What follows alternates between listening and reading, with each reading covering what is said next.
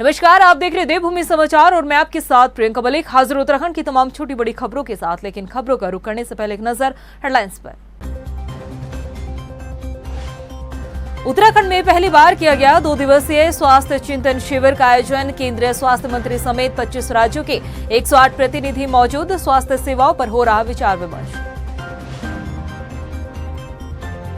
दायित्व बंटवारे की आस लगाए बैठे बीजेपी कार्यकर्ताओं के लिए खुशखबरी। दायित्व बंटवारे का होमवर्क पूरा। अब प्रदेश अध्यक्ष महेंद्र भट्ट के हाथों में लिस्ट जारी करने का फैसला।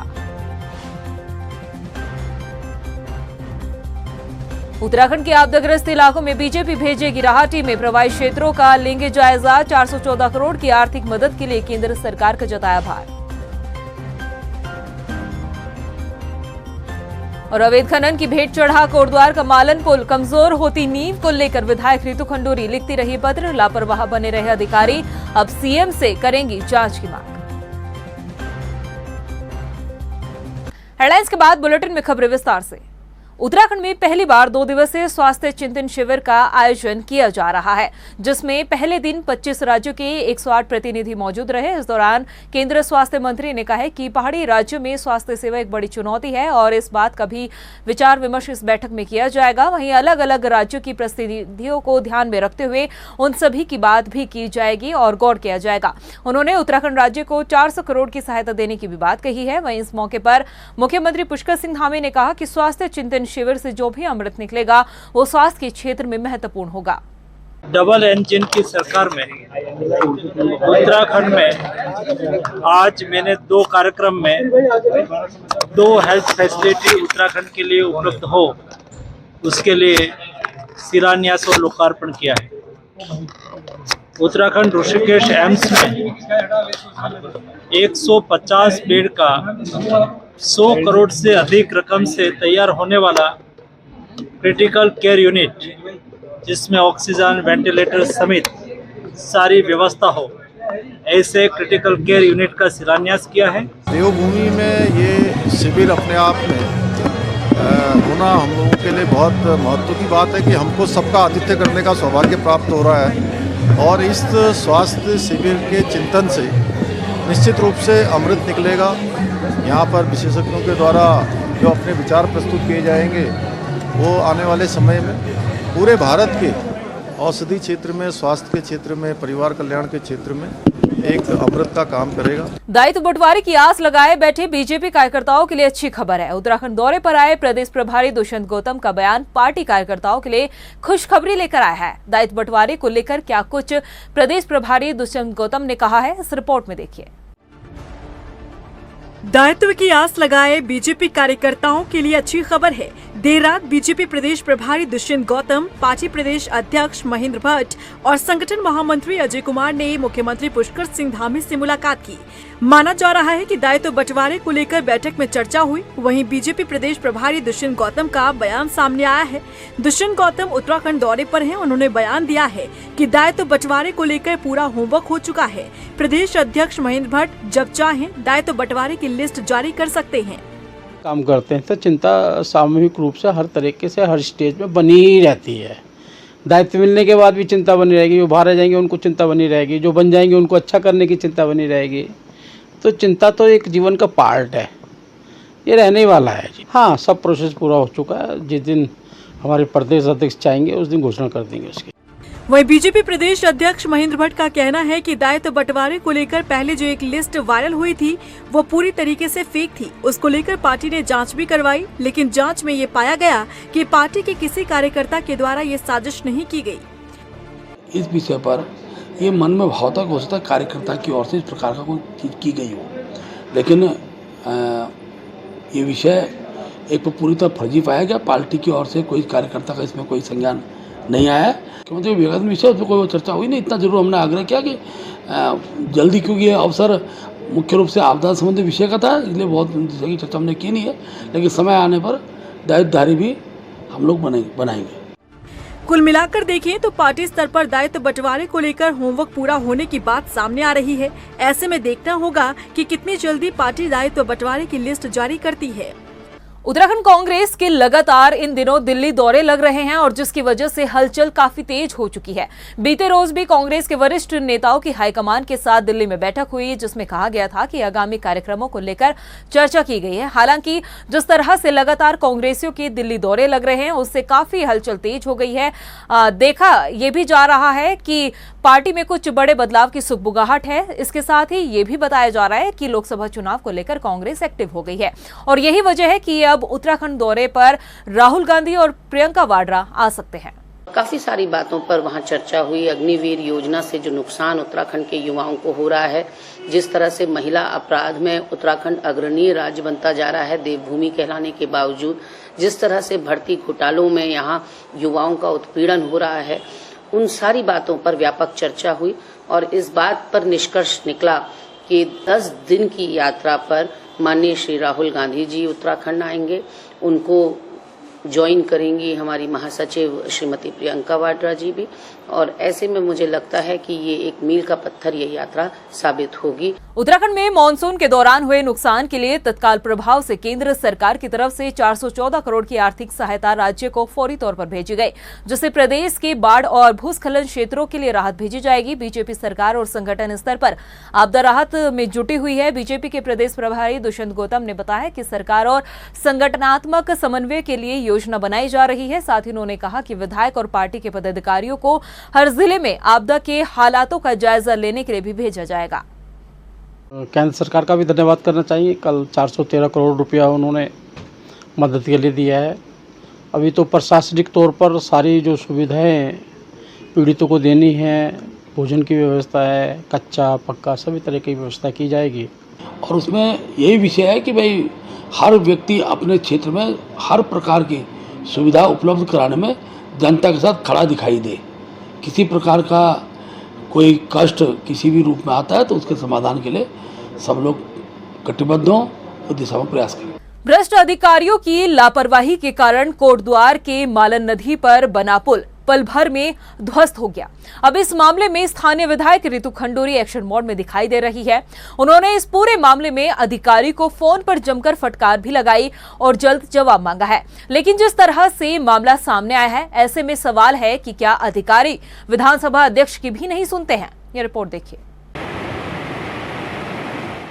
एक्शन मोड में Ritu Khanduri. No, whatever it is, Mr. Sinha, I am very disappointed. भ्रष्ट अधिकारियों पर फूटा विधायक का गुस्सा। हमारा तो पुल ढह गया ना, इसका मतलब नहीं हुआ ना चीजें। मालन नदी का पुल टूटने पर अधिकारी को लगाई जमकर फटकार। Mr. Sinha, the blame game between officers is your problem. लेकिन सरकार आखिर कैसे मिटेगा भ्रष्टाचार? कोटद्वार की मालन नदी पर बना पुल जिस तरह धराशायी हुआ, उसे हादसे के तौर पर देखना गलत होगा, क्योंकि पहले से ही पुल की नींव को खोखला करने में पूरा नकारा सिस्टम लगा हुआ था, जिसे लेकर कोटद्वार विधायक रितु खंडूरी ने अधिकारियों को पत्र भी लिखा। लेकिन ये भ्रष्ट अधिकारी कहां किसी की सुनने वाले। लेकिन अब मालन नदी पर बने पुल के टूटने पर स्थानीय विधायक रितु खंडूरी आग बबूला हो गई है। रितु खंडूरी खुद कोटद्वार पहुंची और मालन नदी के पुल का निरीक्षण किया। इस वक्त पूरे एक्शन मोड में वो नजर आई। उन्होंने फोन पर आपदा प्रबंधन सचिव रंजीत सिन्हा की जमकर फटकार लगाई। साहब, जिस कारण से भी गिरा हो, हम तो आपसे दीवार मांग रहे थे ना। हम तो आपसे मांग रहे थे कि हमें आप उसको ठीक करने के लिए दीजिए। ई के माध्यम से हमने 25 बार आप लोगों को लिखा है। मैंने आपको खुद लिखा है। This is very unfortunate, Mr. Sinha, and now I want this bridge to be, whatever has to be done, I want it done at a very fast speed. Because this joins Bhabar to Kotdwar. आधी हमारी जो population है वो उस तरफ रह गई है। हर सुविधा के लिए उन्हें कोटद्वार आना पड़ता है। No, whatever it is, Mr. Sinha, I am very disappointed because 1 साल से मैं इस पर लगी हुई थी। It is not that we were not telling you. इतना ही नहीं, रितु खंडूरी ने सचिव को याद भी दिलाया कि समय रहते विभाग को पत्र भी लिखा गया था, लेकिन किसी ने इस तरफ गंभीरता से कोई एक्शन नहीं लिया। हालांकि अब इस मामले को यूं ही छोड़ा नहीं जाएगा, इस पर सख्त एक्शन लिया जाएगा। मैं कल को देहरादून आ रही हूँ। I want to sit with you with solutions, with immediate solution। कर दिया तो हमारा तो पुल ढह गया ना, इसका मतलब नहीं हुआ ना चीजें। I don't know, see, don't Mr. Sinha, the blame game between officers is your problem. I'm going to talk to the PWD secretary also. I'm going to talk to the chief secretary also. The blame game is between your departments. I don't care. मैंने आपको inform किया था और सबको किया था, chief secretary से लेकर और PWD सेक्रेटरी से लेकर, और सबको चिट्ठियां गई हैं. Now it is your issue. You solve whose blame, whose game. I don't care. बड़ी हैरत की बात है कि पुल की कमजोर होती नींव को लेकर रितु खंडूरी पहले से ही खतरे की आशंका जता चुकी थी. लगातार 1 साल से इस मामले को अधिकारियों के संज्ञान में लाने का काम कर रही थी, लेकिन भ्रष्ट अधिकारियों के कान पर जूं तक नहीं रेंगी. इससे समझा जा सकता है कि किस कदर अफसरशाही हावी है. वही मुख्य विपक्षी दल ने भी इस मामले को लेकर सत्ता पक्ष पर निशाना साधा है. कांग्रेस का कहना है कि जब अधिकारी विधायक और सरकार की ही नहीं सुनते तो फिर आम जनता की कहां सुनवाई होगी. देखिए, मेरे संज्ञान में आया है कि जो वर्तमान विधानसभा अध्यक्ष हैं श्रीमती रितु खंडूरी जी, कोटद्वार की विधायक होने के नाते उन्होंने कई बार शासन प्रशासन को इस पुल के मुतालिक पत्र लिखकर अपनी चिंता व्यक्त की. उसके बाद भी कोई सुनवाई नहीं हुई, कोई हरकत में शासन प्रशासन नहीं आया. अब आप सोच सकते हैं कि एक विधायक और वर्तमान में विधानसभा अध्यक्ष की जब सुनवाई इस गूंगी बहरी सरकार में नहीं हो रही है तो फिर आम जनता का या विपक्ष का क्या हाल हो रहा होगा. अपनी सत्ता के अहंकार में इतना चूर हैं ये लोग कि इन्हें कोई फर्क नहीं पड़ता कि उत्तराखंड का कितना नुकसान हो रहा है. राज्य में जहां एक तरफ विकास की बात की जाती है तो वहीं पहले से बने पुल भ्रष्टाचार की भेंट चढ़ रहे हैं. मालन नदी पर बना पुल महज 13 साल पुराना था. ऐसे में ये समझना कठिन नहीं कि आखिर लापरवाही कहां बढ़ती गई. खनन माफिया धड़ल्ले से अवैध खनन करते रहे, भ्रष्ट अधिकारी अपनी जेब गर्म करते रहे और पुल की नींव खोखली होती चली गई. नतीजा रहा कि नदी में पानी का तेज बहाव पुल सह नहीं पाया और पल भर में धराशायी हो गया. ऐसे में इस मामले में गहनता के साथ जांच होना जरूरी है ताकि पुल के बनाने से लेकर अब तक की गतिविधियों में जितने भी भ्रष्ट लोग संलिप्त हुए हैं उन पर सख्ती से एक्शन लिया जा सके और सरकार की जीरो टॉलरेंस की नीति पर अमल हो सके. उत्तराखंड में खनन माफिया के हौसले कितने बुलंद हैं और कैसे धड़ल्ले से अवैध खनन का कारोबार फल फूल रहा है, इसका अंदाजा मालन नदी के पुल को देखकर लगाया जा सकता है. दिन रात नदी से अवैध खनन होता रहा और पुल की नींव कमजोर होती चली गई. नतीजा ये हुआ कि पल भर में पुल ने दम तोड़ दिया. ऐसे में आज हम आपको बताते हैं कि राज्य में खनन को लेकर आखिर कैग की रिपोर्ट में क्या कुछ खुलासा हुआ था और किस ढंग से राज्य में अवैध खनन को अंजाम दिया जा रहा है. उत्तराखंड में खनन माफिया के हौसले बुलंद, धड़ल्ले से जारी है अवैध खनन. पल भर में ढहा मालन नदी का पुल, क्या यूं ही चलता रहेगा अवैध खनन? कोटद्वार की मालन नदी पर बना पुल जिस तरह ध्वस्त हुआ उसने अवैध खनन के कारनामों को उजागर कर दिया है. लगातार खनन माफिया नदी से खनन करते गए और पुल की नींव कमजोर होती चली गई. नतीजा अब सबके सामने है और ऐसा भी नहीं है कि खनन माफिया सिर्फ अपने बूते इस कारोबार को अंजाम देते रहे. भ्रष्ट अधिकारियों का साथ मिले बिना ये मुमकिन नहीं होता. खनन माफिया अधिकारियों की जेब भरते रहते हैं और अवैध खनन का कारोबार धड़ल्ले से जारी रहता है. इस बात पर मुहर कैग की वो रिपोर्ट भी लगाती है जिसमें खनन को लेकर बड़े खुलासे किए गए थे. रिपोर्ट के मुताबिक उत्तराखंड सरकार अपने 2 वित्तीय वर्षों में ठेकेदारों और अलग अलग एजेंसियों से 1386 करोड़ रुपए की वसूली नहीं कर पाई. कैग ने राज्य में खनन के दौरान राजस्व चोरी को लेकर गंभीर सवाल उठाए हैं. कैग ने देहरादून जिले में ही 3 स्थानों पर अवैध खनन के साक्ष्य पाए.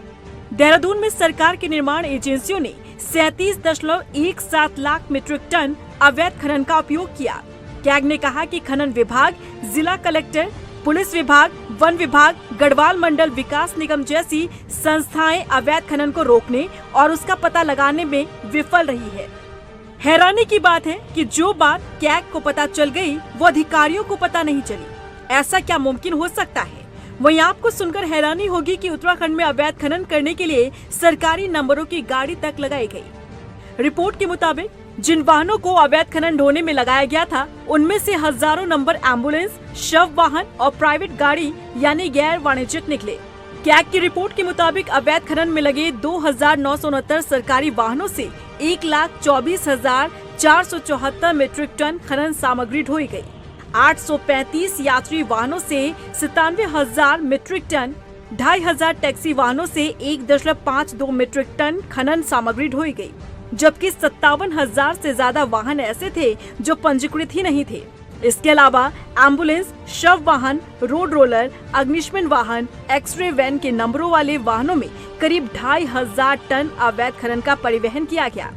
कैग रिपोर्ट में ऐसे वाहनों की संख्या 40 बताई गई है। 782 पेट्रोलियम टैंकों के नंबर भी ऐसे पाए गए जो अवैध खनन के रवन्नों में दर्ज है। अब ऐसे में आप सोच सकते हैं कि उत्तराखंड में अवैध खनन का कारोबार किस तरह से चल रहा है और इन खनन माफियाओं को आखिर शय कहां से मिल रही है। उम्मीद है कि सरकार इन तमाम पहलुओं पर गौर करे और जल्द से जल्द इस पर एक्शन लिया जाए। वहीं मालन नदी के पुल टूटने के मामले पर लोक निर्माण विभाग के सचिव पंकज पांडे ने भी अपनी प्रतिक्रिया दी। उन्होंने कहा है कि इस पुल के गिरने के कारणों की जांच फिलहाल की जा रही है और जांच के बाद ही क्या कुछ कार्रवाई होनी है ये बताया जाएगा। जहां तक खनन की बात है तो खनन को पहले ही रोक दिया गया था। फिलहाल इस पुल से आवाजाही के लिए एक वैकल्पिक पुल की व्यवस्था की जा रही है ताकि स्थानीय व्यवसायी और जो वहां के लोग हैं उन्हें किसी भी तरह की परेशानी ना हो। इसके साथ ही उन्होंने ये भी अवगत कराया कि पूरे उत्तराखंड में लगभग 400 के आसपास सड़कें फिलहाल बाधित है, जिन्हें खोलने का काम लगातार जारी है। देखिए, जिलाधिकारी के द्वारा मुझे बताया गया है कि मालन नदी के पुल का एक पोर्शन क्षतिग्रस्त हो गया है, जिससे कि आवागमन जो रुक गया है उसमें। तो मैंने डीएम साहब को कहा है कि एक डिटेल रिपोर्ट उसको इंस्पेक्शन करवा के भेज दें, जिससे उस पर आगे हम लोग कार्रवाई कर सकें। इसके अलावा ईएनसी को मैंने कहा है कि वो देख लें कितना पोर्शन उसका ब्रीच हुआ है, जिससे कि अगर वैली ब्रिज लगाना है या कोई और व्यवस्था करनी, ऑल्टरनेटिव कुछ अरेंजमेंट करना है, क्योंकि बारिश हो रही है, तो वो तत्काल किया जा सके, पब्लिक को असुविधा न हो, और उसके बाद जो आगे की कार्रवाई है, जांच करना है या जो और भी चीजें वो की जाएंगी। वहीं उत्तराखंड में प्रभारी मंत्री अपने प्रभार और अपने क्षेत्र का किस तरह से ध्यान रख रहे हैं, इसका जीता जागता उदाहरण हरिद्वार जिले का सामने आया है। ताजा मामला हरिद्वार जिले का ही है, जहां पर प्रभारी मंत्री सतपाल महाराज से ये पूरा जुड़ा हुआ मामला है। दरअसल 5 दिन से हरिद्वार का एक बड़ा हिस्सा जलमग्न है, लेकिन प्रभारी मंत्री ना तो वहां पहुंचे और ना ही कोई बयान सामने आया। अब कांग्रेस ने इस मामले पर सतपाल महाराज को घेरा है। कांग्रेस ने कहा कि लाखों लोग आपदा की चपेट में है, मुख्यालय से संपर्क टूटा हुआ है, लेकिन वहां के हालात पर्यटन, पीडब्ल्यूडी जैसे बड़े मंत्रालय संभाल रहे हैं, मगर हरिद्वार के प्रभारी मंत्री सतपाल महाराज को कोई होश नहीं है।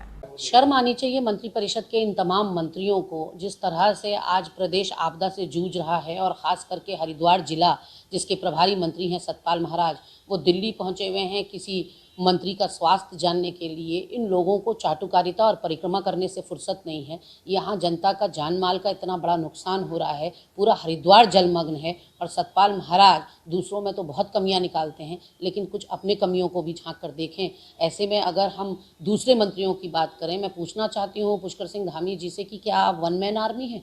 क्या पूरा संगठन और पूरी सरकार एक आदमी चला रहा है? कि आप आईएसबीटी में दिखाई पड़ रहे हैं या दूसरी जगह दिखाई पड़ रहे हैं? आपके जो प्रभारी मंत्री हैं वो अपने जिलों का दौरा क्यों नहीं कर रहे हैं?